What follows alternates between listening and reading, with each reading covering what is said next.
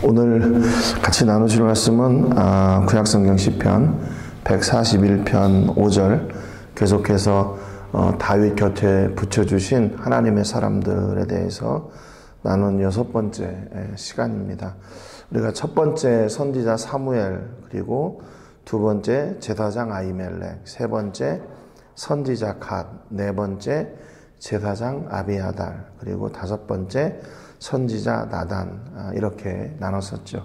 그래서 어제 선지자 나단을 통해서, 나단은 그 다윗이 모든 하나님께서 평안을 주신 그때, 자기는 백향목 궁에 거하고 있지만 하나님의 법궤는 장막에 거하는 것이 안타깝고 죄송하다는 마음을 이렇게 표현했을 때, 하나님께서 그 마음을 받으시고 다윗과 그의 왕권, 또 이스라엘, 그의 후손들을 견고하게 해주실 것이라는 약속의 말씀을 주실 때 나단이 등장을 했고요. 또 우리가 너무나도 잘 알고 있는 사무엘하 12장에 밧세바의 사건을 통해서 다윗이 범죄하고 또 그의 죄를 드러내고 회개하게 하시고 그 징계하시기까지, 그때 또 나단이 등장을 했고, 또 다윗의 말년에 다윗의 넷째 아들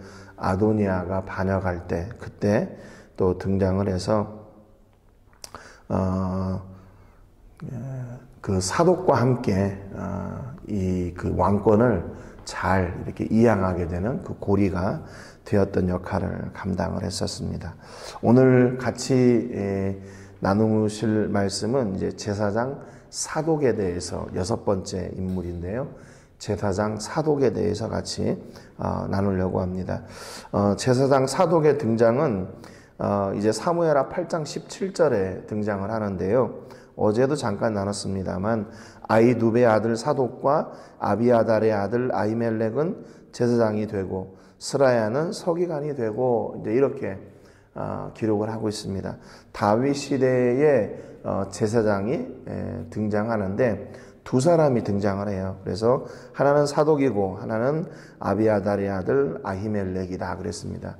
아비아달은 우리가 잘 아는 것처럼 노베 제사장들을 사울이 도액을 통해 다 죽일 때, 그때 다윗에게 진설병하고 골리앗에 칼을 주었던 아히멜렉을 죽이죠. 그런데 아히멜렉의 아들 중에 아비아달이 살아가지고 다윗과 함께합니다. 그런데 여기 보면 아비아달의 아들 아히멜렉이라고 이렇게 기록을 하고 있어요. 근데 이게 지금 그러면 앞에 그 등장하고 있는 사무엘상 22장에 등장하고 있는 아히멜렉의 아들 아비아달, 이거하고는 완전히 상반되잖아요. 그런데 이게 이제 이 당시에 이런 일들이 있었습니다. 아버지 이름을 자식에게 이렇게 사용하는 그런 경우가 있었거든요. 그래서 이거는 필사자들의 오류라고 하기보다는 이제 그 당시에 아버지 이름을 자기 아들에게 이름을 붙여준 그 아비아달의 그 모습이다. 아마 그래서 아비아달이 자기 아버지를 기리기 위해서 아히멜렉이라고 지었을 것이다. 이렇게 추측을 합니다. 왜냐하면 이 본문 말고도 다른 성경에서도, 다른 본문에서도 아비아달의 아들 아히멜렉이라는 언급이 되고 있기 때문에 그래요. 역대상 24장 6절에도 그랬고요. 그리고 이제 이 아히멜렉이라는 이름이 아비멜렉이라고도 나오거든요. 근데 이것은 이제 실제로 이거는 이제 필사자들의 오류일 것이다. 그래서 아히멜렉을 아비멜렉이라고도 하고 이 아비아달의 아들 이렇게 붙였을 때는 아버지가 아니고 아들 아비아달의 아들 아히멜렉이다. 이렇게 이해하는 것이 타당합니다. 그리고 아비아달에게 또 다른 아들이 있었는데 요나단이 있었어요. 그래서 사무엘하 15장 27절에 보면 아비아달의 아들 요나단이 또 등장을 하게 됩니다. 그러니까 아히멜렉의 아들 아비아달이 두 아들이 있었는데 그 중에 하나의 이름이 아히멜렉, 아버지의 이름을 따서 아히멜렉이라고 그랬고 또 하나는 요나단이라고 그랬다. 이제 이렇게 이해하는 것이 맞습니다. 그래서 이게 좀 헷갈릴까봐 어제도 잠깐 언급드렸지만 오늘 이 부분을 조금 이렇게 나눴습니다. 지금 우리가 방금 앞에 읽었던 본문에 이제 두 명의 제사장이 등장하죠. 사독하고 아비아달의 아들 아히멜렉 이렇게 두 제사장이 이렇게 있습니다. 보통 대부분 다 그 시대의 제사장은 한 명, 대제사장이죠. 대제사장을 한 명 세우고 그 아래 이제 부제사장이나 아니면 또 다른 제사장들을 두어서 이제 이렇게 어떻게 보면 명령 체계가 이렇게 이루어지도록 이렇게 하는 것이 당시 일반적인 그런 체계였습니다. 그런데 이 다윗은 이 당시에 제사장을 두 명을 뒀어요. 그래가지고 이게 어떤 사람이 대제사장이고 그 다음에 부제사장이고 이런 거를 정해놓지 않고 제사장의 반열에 사독과 또 이 아비아달의 아들 아히멜렉을 두었어요. 이것은 아마 이 종교적으로 어떤 균형을 잡기 위한 다윗의 정책이었을 것이다. 대부분 이렇게 생각을 합니다. 왜냐하면 광야 시대부터 이 제사장의 역할이 시작이 되게 되는데 광야에서는 모세와 아론, 그래서 아론이 제사장의 역할을 감당을 했죠. 그리고 그 후로 아론의 네 아들이 있었는데 나답과 아비후 이 두 아들은 광야에서 잘못 불을 성전에 그 장막에 불을 붙이다가 둘은 죽었어요. 그리고 세 번째, 네 번째 아들 엘르아사라고 이다말이 있는데 이들을 통해서 이제 제사장 두 지파의 어떻게 보면 계보가 흘러내려가게 되는 거죠. 아론 그리고 엘르아살과 이다말 그리고 그들을 통해서 이제 그 제사장의 계보가 내려가는 두 지파가 내려가는 거예요. 그래서 정확하게 보면 이 아비아달은 이다말 계열의 계보이고 사독은 엘르아살 계열의 계보예요. 그래서 이 이다말 계열에는 누가 있냐면 우리가 잘 아는 것처럼 사무엘 선지자가 등장하는 그 시대에 엘리 제사장 그리고 그 엘리의 두 아들 홈니와 비느하스 여기가 이다말 계열의 제사장들입니다. 그래서 여기를 통해서 그러니까 다윗 시대에도 다윗을 도왔던 노베에 있던 제사장 아히멜렉이 바로 이다말의 계보를 따라 내려가고 아히멜렉의 아들 아비아달 여기는 이다말 계열이에요. 그런데 엘르아살 계열이 없잖아요. 엘르아살 계열이 바로 사독이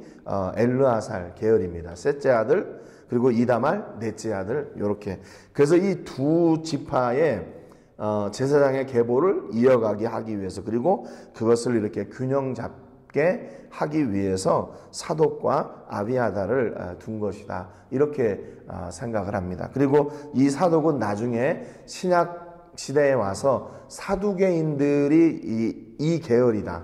엘르아살 계열이다. 이렇게 이제 얘기를 하죠. 사실은 성경에서 이제 엘르아살의 아들 비느하스를 통해서 이 제사장의 직분을 영원히 가게 할 것이다. 라고 하는 그 약속의 말씀을 가지고 이제 있기 때문에 엘르아살, 비느하스, 사독, 그래서 나중에 사두개인까지. 그래서 이들은 모세오경을 문자적으로 받아들이고요. 그리고 영적인 것이나 뭐 부활 이런 것들을 믿지를 않지요. 아무튼 이렇게 다윗 시대에 두 제사장을 둔 것은 아마 이런 정치적이고 또 종교적인 그리고 그 계보를 잘 이렇게 배합하기 위한 그런 배려였을 것이다. 이제 이렇게 생각을 합니다. 그래서 다윗 시대에 사독과 아비멜렉이 있었는데 오늘은 그 가운데 이제 사독 제사장에 대해서 같이 나누는 거죠. 이 사독의 등장은 사무엘하 15장부터 18장에 보면 이때도 다윗이 굉장히 어려운 때였어요. 왜냐하면 자기 아들 그 압살롬, 세 번째 아들인 압살롬이 반역을 합니다. 이 압살롬이 반역을 하게 된 계기가 있었지요. 압살롬의 여동생 다말이 있었는데 이 다말을 이복형인 암논이 사모하다가 나중에는 강간을 합니다. 그런데 다윗이 이 일에 대해서 강력하게 응징을 하지 않아요. 그러니까 이게 자기 그 여동생이 그런 일을 당한 압살롬의 입장에서는 이게 굉장히 불편하고 화가 나는 일이었어요. 그래서 2년 동안 이거 어떻게 하면 이 원수를 복수할 수 있을까? 원수 갚을 수 있을까? 칼을 갈다가 마침내 자기 그 여동생을 범했던 암논을 죽여버립니다. 그러니까 이렇게 살인사건으로 번지게 되니까 압살롬이 아버지하고 같이 있을 수가 없었죠. 그래서 그때 이방왕 그술 땅으로 가서 이방왕하고 함께 지내게 돼요. 그런데 거기서 잠깐 지낸 게 아니라 3년 동안 거기 지낸. 근데 다윗이 부르지 않아요. 근데 이때 그 다윗의 군대 장관 중에 요압이 있었거든요. 요압이 계속 중재를 합니다. 이게 아버지가 아들을 그래도 이제 용서해야죠. 이 정도 이렇게 어떻게 보면 유배 피난가 있는 거 아니에요. 그 도망가 있는 심정을 누구보다 다윗이 잘 알 텐데 다시 불러드립시오. 그래서 예루살렘으로 들어오게 해요. 3년이 지난 뒤에. 그런데 예루살렘에 들어왔는데도 다윗이 압살롬을 부르지 않습니다. 그래서 2년 동안 예루살렘이 있었지만 아버지 다윗을 볼 수 있는 그런 기회가 없었어요. 그러니까 예루살렘에 돌아와서도 압살롬은 또 분노에 가득 찹니다. 그래서 그 분노가 이제 왕권에 대한 도전, 반역으로까지 이어지게 되지요. 그래서 이 압살롬이 사람들을 데리고 헤브론에 가서 거기에서 이제 이스라엘의 왕은 이제 압살롬이다 이렇게 반역을 해요. 그런데 다윗이 이렇게 압살롬이 반역했다는 소식을 듣고요, 예루살렘을 다 내려놓고 다 피난을 갑니다. 거기에 후궁 10명하고 그 다음에 그때 제사장들을 통해서 법궤를 가지고 나가는데 다윗이 법궤를 가지고 다시 예루살렘 성으로 들어가라고 그래요. 그때 그 일을 담당했던 사람이 누구냐면 제사장 사독입니다. 그러니까 왕은 예루살렘을 떠나버렸고 후궁들하고 제사장 사독과 나머지 제사장들이 그 법궤를 지키기 위해서 예루살렘 성에 다윗 성에 남게 되었던 거죠. 그러니까 이런 어려운 중에 무언가 하나 믿을 만하게 딱 이렇게 떼어 놓을 수 있는 그 사람이 바로 제사장 사독이었어요. 근데 결국에는 이제 압살롬이 요압에게 죽임을 당하고 그 반란이 이제 끝나게 되지요. 그런 어려운 중에도 옆에서 다윗 곁에서 함께했던 사람이 바로 제사장 사독이고요. 또 다윗의 말년에 아도니아의 반역에 또 이 사독이 등장을 해요. 그러니까 이 사독은 참 다윗이 위기의 때 그 왕권을 잃어버리고 또 그 정권이 이렇게 무력으로 쿠데타로 바뀔 수 있는 그런 아주 극적인 상황에 사독이 등장을 하면서 그것을 다 이렇게 마무리합니다. 다 이렇게 잠잠하게 해요. 마지막 그 다윗의 말년에 넷째 아들 그 아도니아가 반역을 했을 때는 다윗이 완전히 힘이 없을 때예요. 사리 분변도 어렵고 또 몸을 뜨겁게 자기 스스로 하지도 못하고 이러고 있을 때, 그때 넷째 아들 아도니아가 다시 반역을 하는데 그때 이제 솔로몬을 왕으로 세우고 그 다윗의 대를 이어서 이렇게 솔로몬이 왕이 되게 하는 그 과정 가운데 사독이 등장을 하게 됩니다. 그래서 열왕기상 1장 38절 39절 이제 사무엘상하는 끝나고 열왕기상이 넘어가게 되는데 그때 다윗이 이렇게 얘기해요. 제사장 사독과 선지자 나단과 여호야다의 아들 분하야가 그렛 사람과 블레셋 사람이 내려가서 솔로몬을 다윗 왕의 노새에 태우고 인도하여 기혼으로 가서 제사장 사독이 성막 가운데서 기름 담은 뿔을 가져다가 솔로몬에게 기름을 부으니 이에 뿔나팔을 불고 모든 백성이 솔로몬 왕은 만세수를 하옵소서 이렇게 하라고 시켰는데 그대로 이루어진 거예요. 그러니까 다윗이 그가 말년에 뭐 이렇게 사리 분별도 제대로 못하고 이렇게 자기를 제대로 가눌 수도 없는 그런 상황 가운데 있었다고 얘기하지만 다윗은 말년까지요 아주 이렇게 정신이 맑았어요. 그냥 조금 이렇게 힘들었을 뿐이지 그의 지혜가 이렇게 함께 없어져거나 그러지 않았어요. 왜냐하면 이걸 철저하게 이건 누가 하고 어디에 가서 이걸 어떻게 해야 되는지 이거를 육하 원칙에 의해서 이 사독과 나단에게 정확하게 지시합니다. 그래서 제사장 사독과 나단이 이 일을 주도해 가지고 마침내 솔로몬에게 기름을 붓는데 솔로몬에게 기름을 부을 때 누가 붓냐면 제사장 사독이 부어요. 다윗에게 기름을 부을 때는 사무엘이 선지자가 부었잖아요. 그래서 사울과 다윗 때는 사무엘 선지자, 그리고 다윗과 솔로몬 때는 이제 나단이 사독이 그 역할을 감당함으로 인해서 이스라엘의 왕권이 이렇게 흘러내려가도록 하는 연결고리들이 되었어요. 그러니까 이 사무엘과 사독이 역사를 써내려가는 현장에 하나님의 사람 다윗과 함께 서서 그 하나님의 편을 놓지 않은 거죠. 이때 반역하는 시기에 반역자들의 편에 선 사람들이 있잖아요. 그 사람들은 처음에는 하나님의 사람 편에 선 것처럼 보이는데 나중에는 다른 곳에 가서 이렇게 하나님의 사람의 일을 반대하는 자의 자리에 가는 사람들이 있어요. 여러분, 그러니까 하나님의 역사는 어떤 사람들을 통해 이루어져 내려가는가 하면 흔들리지 않는 사람을 통해서, 변하지 않는 사람을 통해서 그 하나님의 뜻이 이루어져 내려가는 거예요.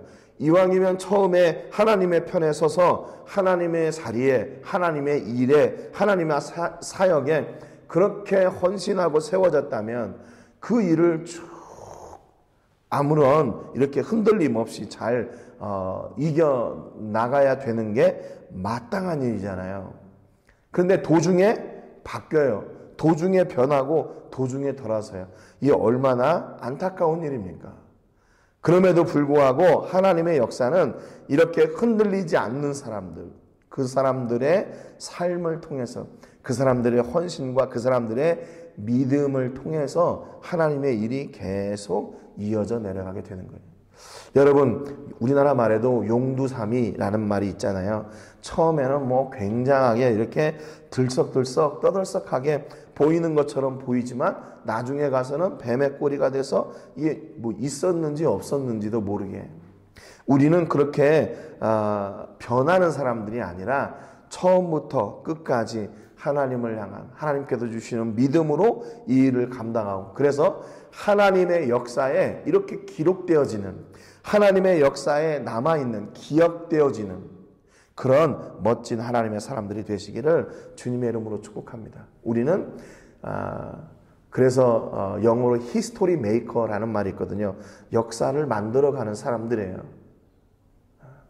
여러분은 어떻습니까? 하나님의 나라에 역사를 써내려가는 사람, 역사를 만들어가는 사람, 역사를 배우는 사람, 역사를 그냥 옮겨 적는 사람이 아니라 역사를 만들어가는, 하나님의 나라의 역사를 만들어가는 그런 멋진 하나님의 사람들 되시기를 주님의 이름으로 축복합니다.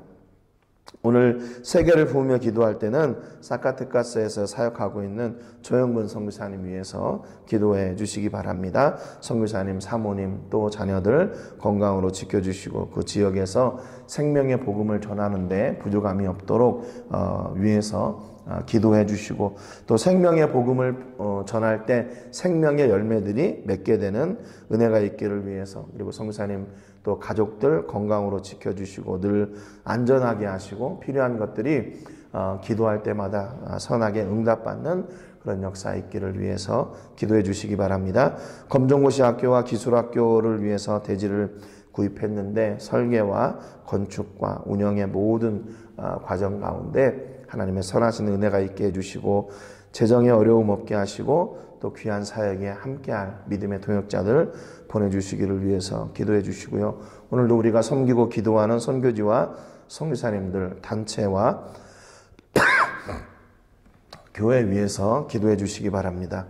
원래 이번 주에 그 엘바에가 정식적으로 이제 문을 열어서 하기로 했는데 이번 주까지 또 쉬게 된다고 그래요.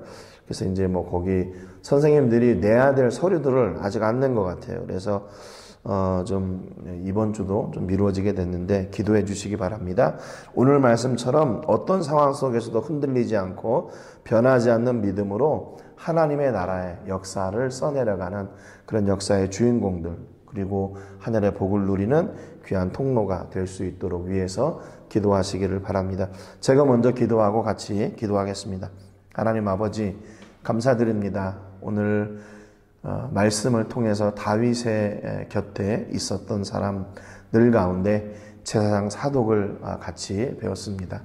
하나님, 이 사독은 다윗이 위기의 때에 등장을 해서 그것을 잘 이렇게 마무리하고 믿을 만한 사람이었습니다.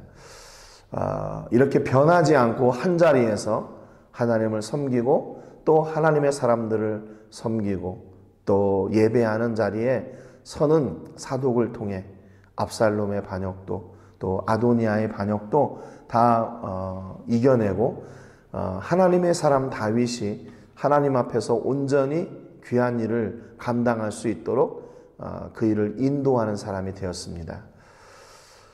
다윗에게 사무엘이 기름 부었던 것처럼 솔로몬에게 사독이 기름을 부어 왕의 자리가 온전히 계승되도록 하는 고리의 역할을 잘 감당했습니다. 하나님, 오늘 우리에게도 이렇게 변하지 않는 은혜와 믿음 주시기를 소원합니다. 그래서 하나님의 일이 우리를 통해 온전히 세워지게 하시고 온전히 이루어지게 하시고 온전히 역사하게 해주셔서 하나님의 나라가 우리를 통해 더욱 증거되고 선포되는 은혜 있게 주옵소서.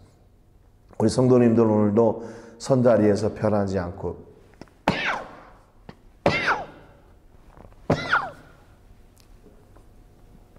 흔들리지 않고 하나님의 나라의 역사에 주인공들이 되게 하시고 하나님의 생명의 일을 이루는데 변하지 않는 그런 하나님의 든든한 통로가 되게 해 주옵소서.